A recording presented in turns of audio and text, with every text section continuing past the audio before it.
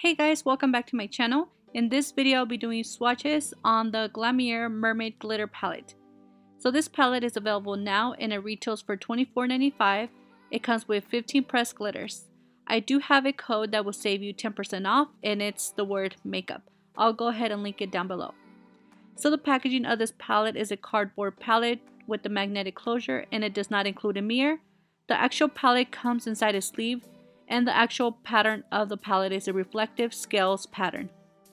The packaging doesn't feel cheap at all. I actually like the packaging. It feels like really good quality. So in the palette you get 15 pressed glitters and the color variation is greens, blues, purpley pinks. The size of these pans are a standard size eyeshadow pan. Since this is the third palette I've swatched from this company, I can say that something that I do like about their glitter is that it's not dual looking.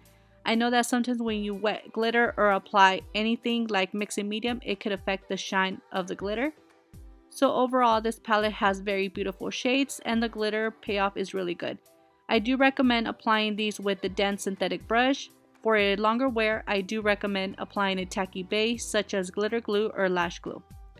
So the reason why I've been doing finger swatches for the glitter palettes is because glitter doesn't swatch evenly and I didn't want the swatches to come off looking really just ugly looking. So I decided to do the finger swatches instead of actually swiping the glitter on my arm because I would just be wasting product. So I hope you guys find this video helpful. Let me know what you guys think about this palette and I'll see you guys very soon on my next video. Thank you guys so much for watching.